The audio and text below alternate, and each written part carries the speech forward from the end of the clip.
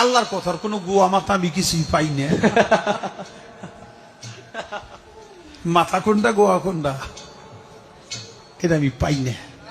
এক মুখ আছে দুই কথা কয়, হ্যাঁ মুখ কয় না হুক কয়।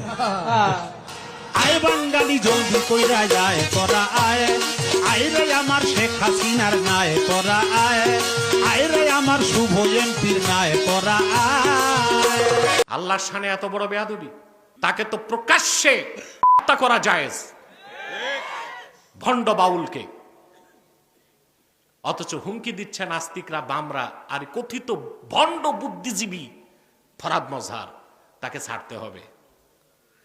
ছাড়া তো যাবেই না, সরকারকে বলছি তাকে গ্রেফতার করেছে, এবার তার সর্বোচ্চ শাস্তি মৃত্যুদণ্ড কার্যকর করতে হবে। বলে আবুল জুলাই আন্দোলনে আমাদের পক্ষে ছিল, জুলাই আন্দোলনের পক্ষে ছিল তো ছিল, তো সমস্যা কি? জুলাই আন্দোলন কি করে সব মুসলমান হয়ে গেছে? আন্দোলন করতে এখন দেখি দেশ বিক্রির ব্যবস্থা হয়েছে।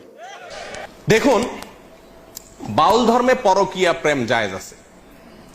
আল্লাহর কসম, আমি নিজে যাচাই করে যশোরের এক গ্রামে গিয়ে সন্ধান পাইছি যে এখানে, এমনি অন্য কাজে গেছি, পরে শুনছি যে এখানে আপনার ফকিরদের আখড়া আছে। তো আমি দেখতে গেছি, একদিন না কয়েকদিন পরে জানতে পারছি যে এক মহিলা আছে, তার স্বামীও আছে, কিন্তু সবাই জানে এই মহিলা সারাদিনই জেনা করে তার ওই সাধন সঙ্গীর সাথে, বাউলদের সাথে। এবং কোন কোন মহিলার তো সংসার শেষ, আবার অনেক পুরুষও করে যারা বাউল। এটা তাদের ধর্মের গুরুত্বপূর্ণ কাজ, জেনা করা। সারাদিন জেনাটাই ইবাদত বাস।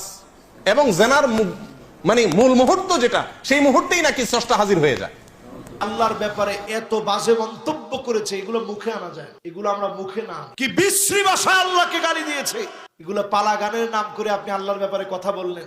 বাংলাদেশে একটা মিথ্যা অপবাদ প্রচলিত আছে, এই বাউলগুলো সবগুলাকে আটকানো উচিত। শুধু আবুল সরকার না, গোষ্ঠী সুদ্ধা এই বাউলগুলাকে অ্যারেস্ট করা দরকার, কারণ তারা ইসলামের নামে সবচেয়ে বেশি অপপ্রচার চালায়। ঠিক কিনা বলে?